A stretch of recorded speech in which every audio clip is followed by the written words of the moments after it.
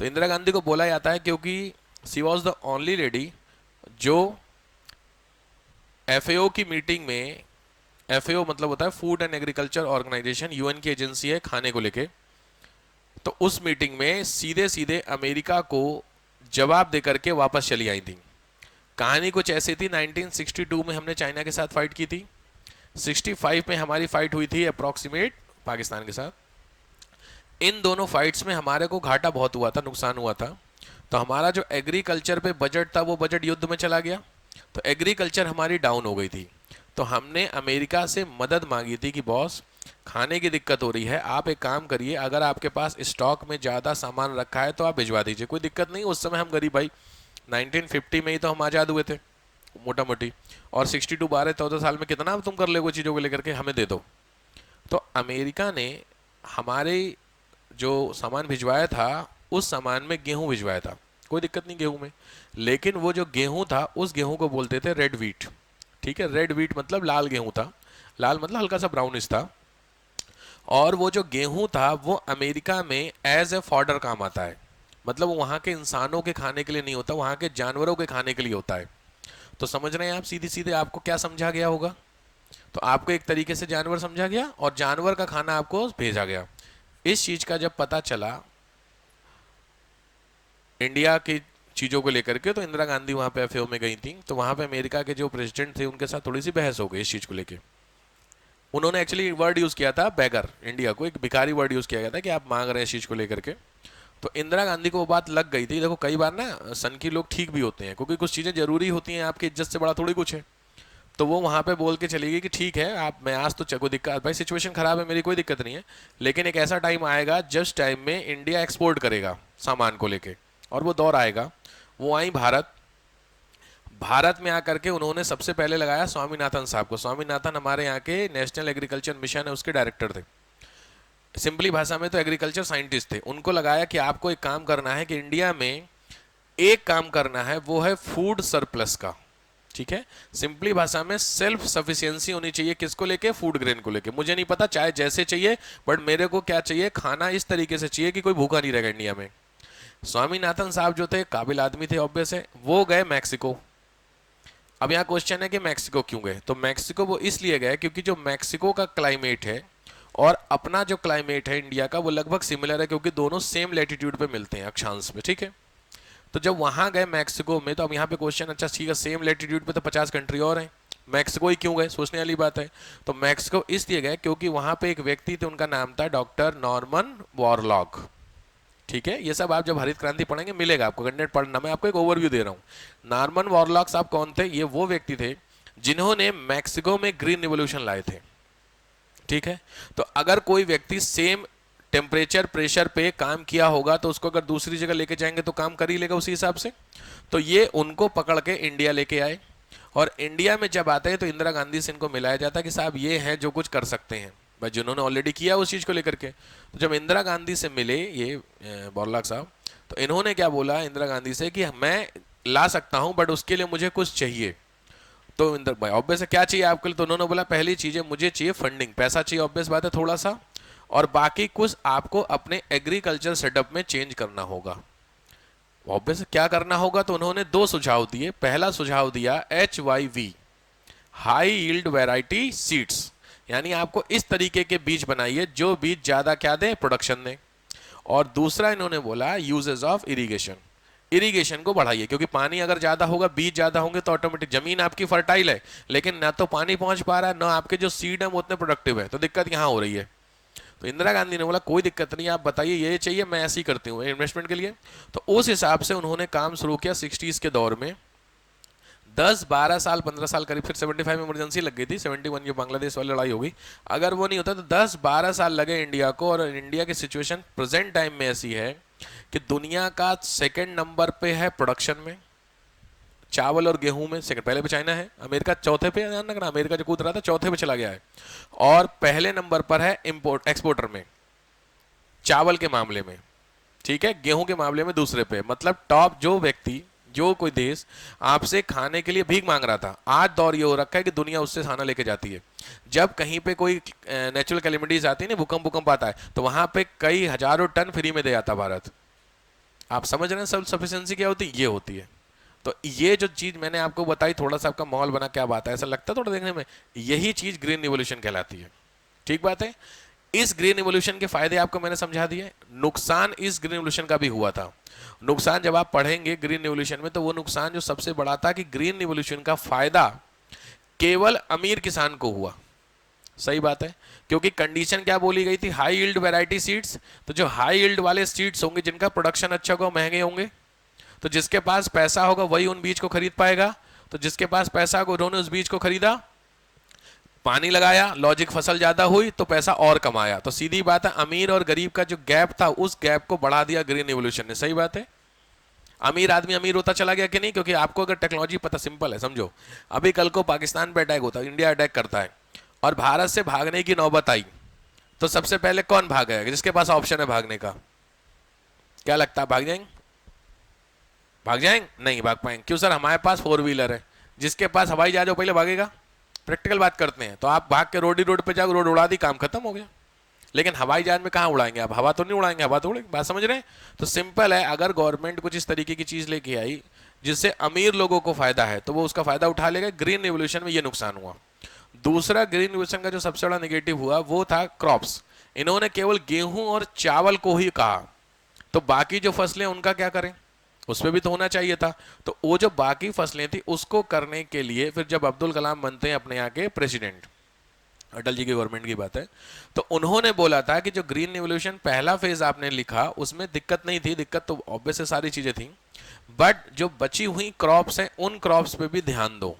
तो जो बची हुई क्रॉप्स भी, उस पे ध्यान देने के लिए जो किया गया था वो ये कहानी थी आपकी। ठीक है, खैर, तो ग्रीन रिवॉल्यूशन आपसे हो जाएगा कवर पूरा। तो लिख लीजिएगा, ग्रीन रिवॉल्यूशन का पूरा कॉन्सेप्ट है। सामने आपको दिखा हुआ है changes, the 3 strand of the green revolution. Type of changes में इनोवेशन कौन से थे, कॉन्सिक्वेंसेस हर एक इनोवेशन के क्या होंगे। ग्रीन रिवॉल्यूशन का पूरा कॉन्सेप्ट आपके सामने क्या है, कैसे है।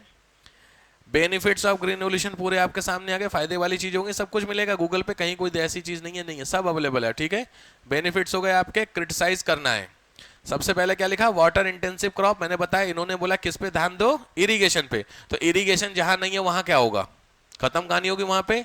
दूसरा, imbalance and unsuitable production. Imbalance का मतलब सीधी बात है, और फर्टिलाइजर लेके आओ, सीड्स लेके आओ, पानी लेके, ये तीनों जहां पर नहीं होगा वहां तो कुछ नहीं हो सकता। तो बैलेंस गड़बड़ा गया कि नहीं? तो इसमें देखिए लिखा है पंजाब, हरियाणा, यूपी, बस यही थे जो वहां पे प्रोडक्ट्स किसके लिए, व्हीट और राइस के लिए।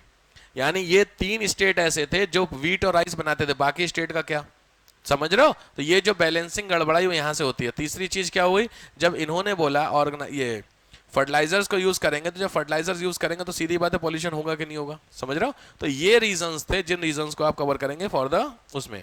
Air pollution, variety of crops, health impact. ठीक है, सब अवेलेबल है गूगल पे, कुछ नहीं करना, बस आपको टाइप करके डालना है कि ग्रीन रिवॉल्यूशन। समझ में आया? तो लिख लीजिए, व्हाट नंबर 1 ग्रीन रिवॉल्यूशन में क्या है, what is green revolution. Number 1 what is green revolution. Number 2 history. ये कहानी लिख मत देना इतिहास कि इंदिरा गांधी गई थी बोल गए तो जो मैं बताऊंगी। आंसर राइटिंग ऐसे नहीं करते, अमेरिका को अच्छा तू मेरे को बताता, रुक, नहीं, आराम से। ठीक है, ये सब बातें आपकी जानकारी के लिए, आयरन लेडी इसीलिए बोला जाता है उनको। डिसीजन अथॉरिटी इंदिरा गांधी की बेहतर थी, कई मामलों में बेहतर थी। ऑपरेशन ब्लू स्टार भी सुना ही आपने होगा, टेररिस्ट को मारने के लिए बॉस खत्म करो कहानी, सीधी बात। अभी भी हमारे यहाँ मंदिरों में, क्या लगता है आपको, मंदिर में टेररिस्ट छुपे हों तो जो अभी हमारी गवर्नमेंट है वो मंदिर में इजाजत दे देगी जाने के लिए?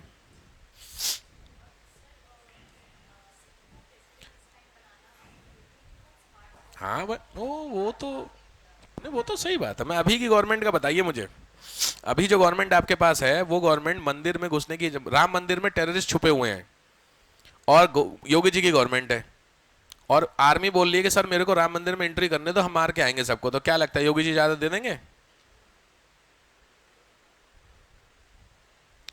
क्या लगता है आपको, क्या लगता है आप दे देंगे? जी छुपे हुए हैं, अगर राम मंदिर में टेररिस्ट छुपे हैं तो आप इजाजत दे देंगे उनको कि हाँ कोई दिक्कत नहीं है? नमस्ते,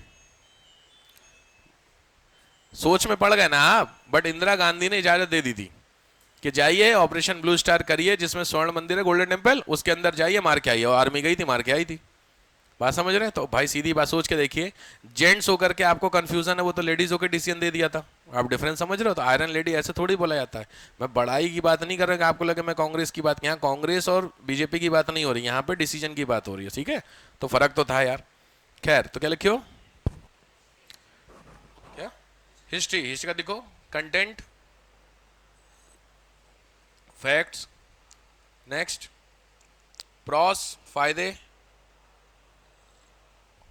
दूसरा नुकसान, कॉन्स, नुकसान यही सारे जो मैंने बता दिया, फायदे और नुकसान, बेनिफिट्स और drawback. Next second green revolution, द्वितीय हरित क्रांति, वही अब्दुल कलाम साहब की जो मैंने बताई, पल्सेस को लेकर और तिलहन को लेकर के अब्दुल कलाम साहब बोले थे। और सेकेंड ग्रीन रिवॉल्यूशन, ठीक। और वही सजेशन, सुझाव,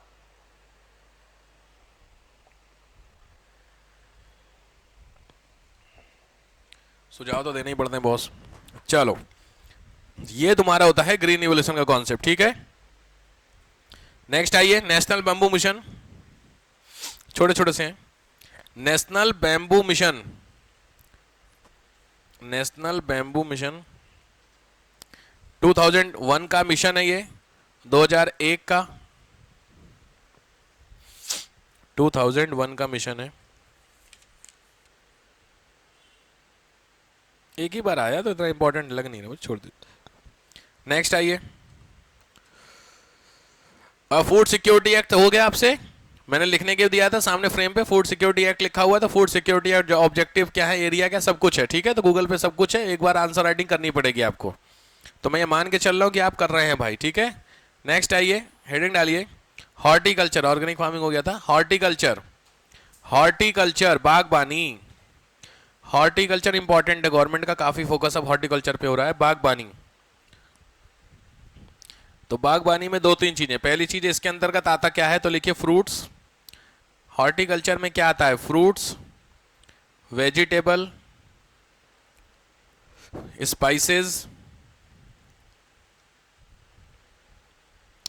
फ्लावर, फूल, और प्लांटेशन, बागानी क्रॉप, स्पाइसेस, फूल, फ्लावर, फ्लावर के बाद प्लांटेशन, प्लांटेशन में ब्रैकेट में लिखो टी कॉफी, टी कॉफी, रबड़ 2018 में ऐड किया गया है, टी कॉफी रबड़, और कोकोनट। ये सारी चीजें हॉर्टिकल्चर के अंतर्गत आती हैं, पहली पॉइंट। दूसरा पॉइंट प्रोडक्शन में दे देता हूं, 2018-19 का डेटा है, 2018-19 का 265 मिलियन टन, 265 मिलियन टन ये प्रोडक्शन हुआ है इस बार हॉर्टिकल्चर में।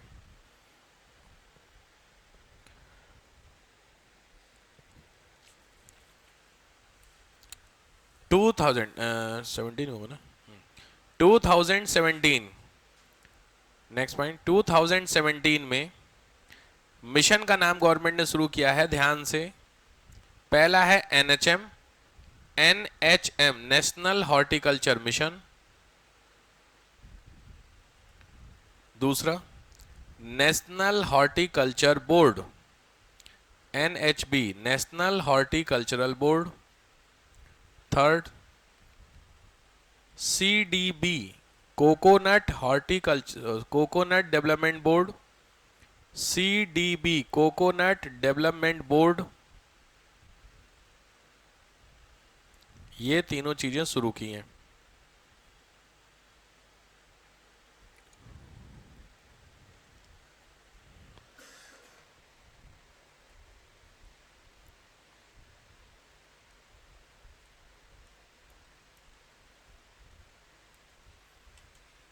नेक्स्ट,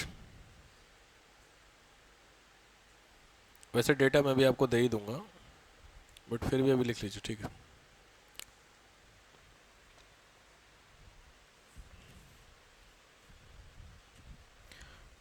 ठीक, नेक्स्ट आइए, ऑपरेशन ग्रीन, हॉर्टिकल्चर खत्म, ऑपरेशन ग्रीन, ऑपरेशन ग्रीन 2018-19 में शुरू किया गया है,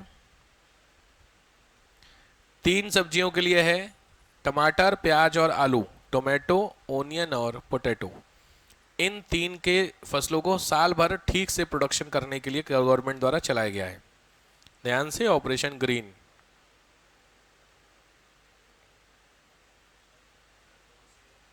टू 2018 में। Next, agriculture census. Next point, agriculture census, कृषि जनगणना। एग्रीकल्चर सेंसस 1970 से सरकार कराती है, मतलब चली आ रही है कराती हुई। एग्रीकल्चर सेंसस में 1970 से सरकार जनगणना जो है एग्रीकल्चर की वो कराती चली आ रही है। अब तक कितनी हुई तो लिखो, 71 में पहली, 76 में दूसरी, 81 में तीसरी, 85 फोर्थ, 91 सिक्स्थ, फिफ्थ, मतलब मैं भी रिपीट कर दूंगा, 91, नेक्स्ट 95, 2004, 2016। चेक कर लीजिए, 1970, दूसरी 76, 81, 85, 91, 95, 2004, 2016। ठीक, तो अभी हमको जो फॉलो करना है ऑब्वियस 2016 का फॉलो करना होगा, क्योंकि वही ये लेटेस्ट है। गवर्नमेंट ने 21 में करानी थी, बट 21 में कोविड के चक्कर में हो नहीं पाई। एग्रीकल्चर सेंसस का मतलब तो समझी गई होगे, कितना क्या है, कैसे चीजों को लेकर के वो डेटा इसमें दिया जाता है। अभी मैं दूंगा आपको डेटा। नेक्स्ट आइए,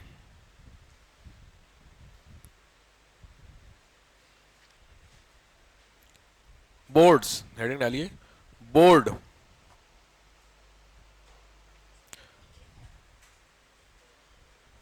क्या होंगे? हाँ ऐसे कि वो एग्जैक्टली इसमें वो डेटा नहीं दिया। हाँ जोड़ लीजिए, कितनी हुई, 8 होगी तो 8 ही होगी। बोर्ड में लिखिए, बोर्ड मतलब इंडिया में एग्रीकल्चर। पहले देखो, कॉफी बोर्ड बहुत इंपॉर्टेंट है प्रीलिम्स के लिए। कॉफी बोर्ड बेंगलोर में है, कॉफी बोर्ड बेंगलोर में। दूसरा रबर बोर्ड, रबड़ कोट्टायम में, केरल में, कोट्टायम केरल। तंबाकू टोबैको, लास्ट ईयर प्रीलिम्स का था, टोबैको गुंटूर में, Andhra Pradesh, Guntur Andhra Pradesh.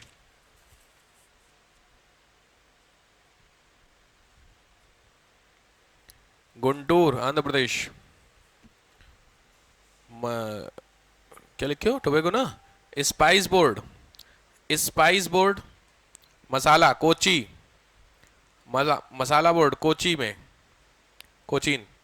Jute board Calcutta, jute board Calcutta. और मत्स्य विकास बोर्ड, फिशरी डेवलपमेंट बोर्ड, मत्स्य विकास board, fishery development board, Hyderabad. Next आइए, कॉन्ट्रैक्ट फार्मिंग समझते हैं आप लोग? सब लोग जानते हैं कॉन्ट्रैक्ट फार्मिंग क्या होती है? कॉन्ट्रैक्ट क्या होती है मोटा मोटी? आके सोच के देखिए, ये जो विशाल है, या जो ये कौन सा बड़ा फेमस है तुम लोगों में यार, जो भीड़ी लगी रहती जब जाओ वहां पे, डी मार्ट। कितना सस्ता मिलता है डी मार्ट भैया, कितनी भीड़ होती है यार डी मार्ट में, मगर कसम से यार, जो देखो मुंह उठा। और एक से एक है, BMW ऑडी वाले भी लाइन लगा खड़े वहां पे। सस्ता मिलता है ज्यादा वहां? अच्छा ठीक, तो पॉइंट क्या है, इतना सस्ता मिलता कैसे है? कम रेट पे। तो रीजन, उसमें तो उनका घाटा है, कम रेट पे करेंगे। बिकता ज्यादा है, क्वांटिटी में ज्यादा उनका बिकता है। क्यों? होलसेल रेट देते हैं, तो इसका मतलब उनका प्रॉफिट है उसमें ना। तो क्यों, वही तो मैं पूछ रहा हूं, रीजन क्या है? हाँ बस खत्म, सिंपल बात है, कुछ नहीं इसके पीछे। उन्होंने किसानों के साथ डील कर रखी है कि जो किसान आदमी है वो उस जमीन पे खेती, जो उनकी जमीन है, वो उस जमीन को उन्होंने इन डीमार्ट वालों को रेंट पे दे रखा है। और डीमार्ट वाले फिर उसमें टेक्नोलॉजी का यूज करके प्रोडक्शन करते हैं, और जो प्रोडक्शन में फसलें होंगी उसका एक लमसम अमाउंट इनको दे दिया गया, और उसको वो अपने स्टोर में ला करके रख के बेचते हैं। समझ में आया? तो ये जो कॉन्ट्रैक्ट की बेसिस की फार्मिंग है उसी को बोलते हैं कॉन्ट्रैक्ट फार्मिंग। समझ गए? प्रसंविदा खेती। नेक्स्ट आइए,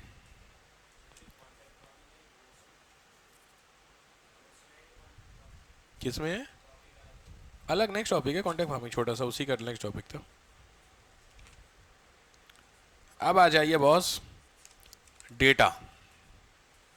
पानी यानी पीना है किसी को? पी लीजिए, क्योंकि मैं डेटा लिखवाने जा रहा हूं और डेटा के लिए दिमाग बिल्कुल शांत चाहिए और ठंडा चाहिए, तो ठंडा पानी पीना, पी लीजिए। क्योंकि क्योंकि खतरनाक डेटा देने जा रहा हूँ। एग्रीकल्चर का डेटा अब चलेगा आपका आधा पौन घंटा, तो डेटा आपको चाहिए होगा, तो इसीलिए थोड़ा ध्यान से है। पीना किसी को पानी? मैं शुरू करूं? मैं पॉज कर दे रहा हूं वीडियो। पहला डेटा लिखिए,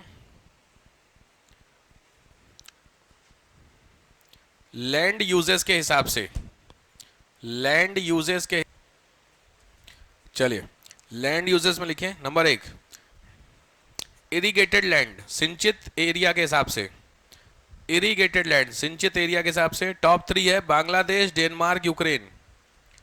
बांग्लादेश, डेनमार्क, यूक्रेन, मतलब दुनिया में सबसे ज्यादा जमीन इरिगेटेड जहां पर है। नेक्स्ट, बैरन लैंड, बंजर भूमि, बंजर भूमि top,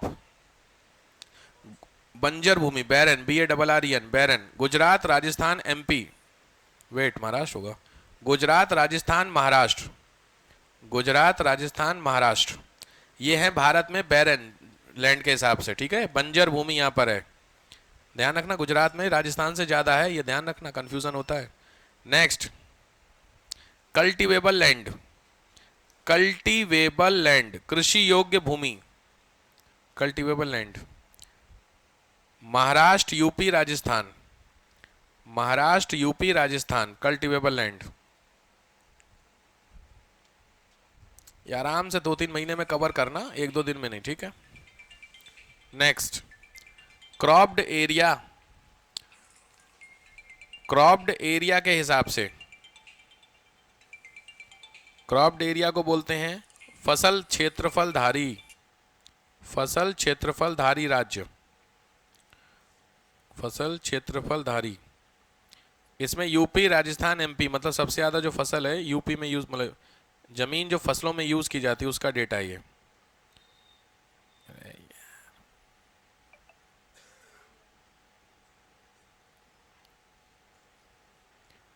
next,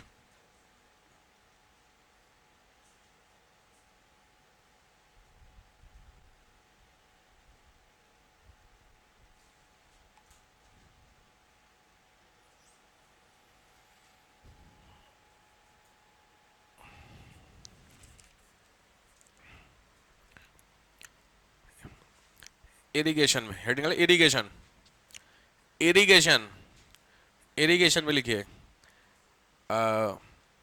tubewell 45%, canal 23%, well 16%, canal 23, well 16, ponds 2%। ये 4 होते हैं जिनसे इरिगेशन भारत में होती है। इंडिया में 4 होते हैं जिनसे इरिगेशन होती है भारत में। इसके अलावा कुछ फुटकर वाले हैं 11%, वो इंपॉर्टेंट नहीं है। हो गया सबका। Next, irrigated state, irrigated state सबसे ज्यादा जहां पे इरिगेशन होती है इस समय, UP, MP, Rajasthan, top 3, UP, MP, Rajasthan.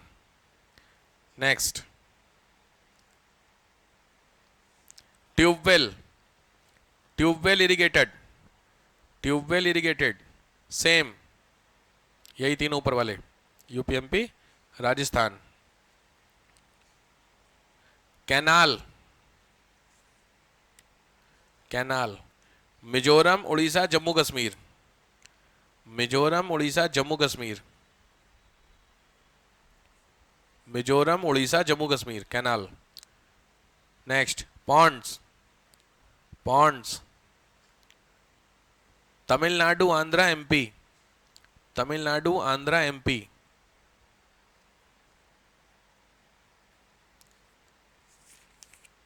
ठीक, next, Saansad Adarsh Gram Yojana, sorry wait, सांसद जल ग्राम योजना, सांसद जल ग्राम योजना क्या है? डैश करके 2014 में शुरू की गई है, 2014 में स्कीम शुरू की गई है। हर एक जो एमपी होगा, सांसद होगा, वो अपने जो जो उसका एरिया होगा ना, सांसद गाजियाबाद का, तो 2 गांव को गोद लेगा। लिखो, एवरी एमपी अडॉप्टेड 2 विलेजेस। हर एक सांसद 2 गांव को गोद लेगा। विच हैज लैक ऑफ या शॉर्टेज ऑफ वाटर, जिसमें पानी की कमी होगी उसको गोद लेगा। ठीक है साहब।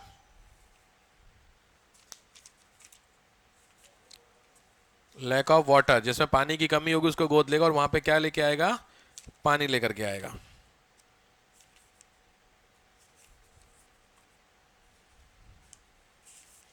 चलो नेक्स्ट आओ, क्रॉप्स। हेडिंग डालो, क्रॉप्स, फसलें।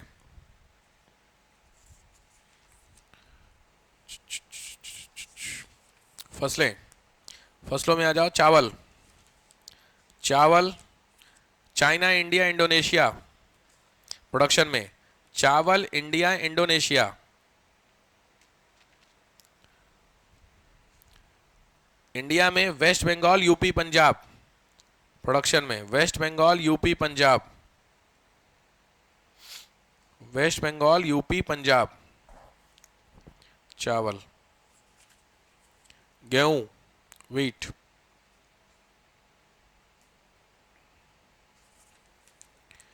व्हीट में है, वैसे टॉप पे ईयू है, यूरोपियन यूनियन, बड़ा इंपॉर्टेंट है। China, India, Russia. China, India, Russia. Production में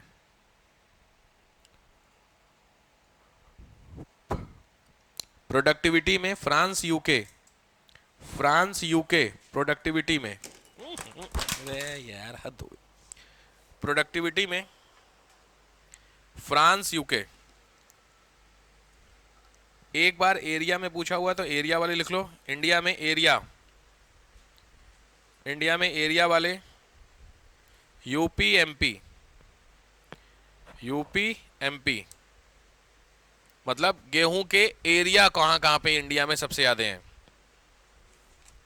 हाँ बोलो। नेक्स्ट,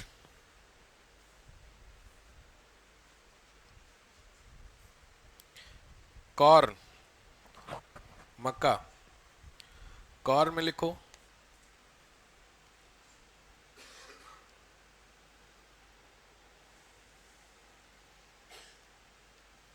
कॉर्न, मक्का। टॉप पे है यूएसए, चाइना। टॉप पे है यूएसए, चाइना। यूएसए, चाइना, दो ही दो लिखो, ज्यादा हो जाएगा। प्रोडक्टिविटी में जर्मनी, यूएसए। प्रोडक्टिविटी में जर्मनी और यूएसए।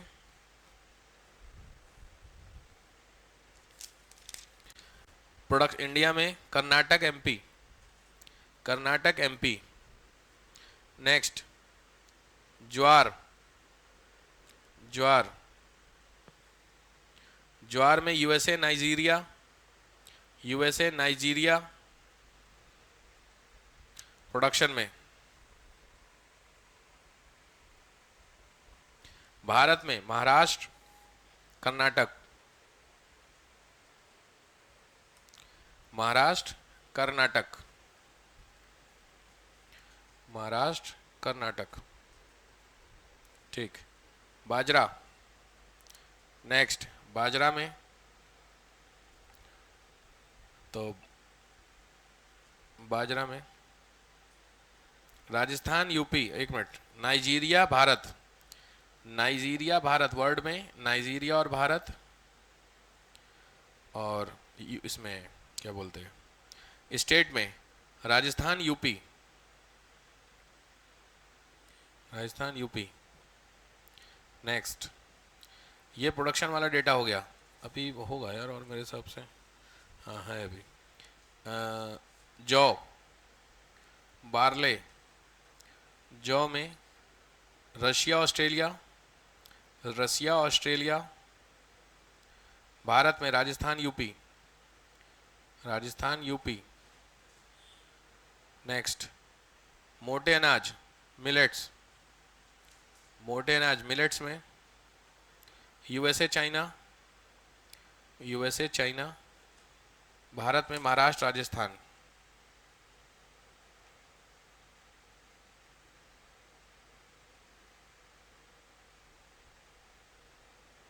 नेक्स्ट है ये पल्सेस। हेडिंग डालिए पल्सेस।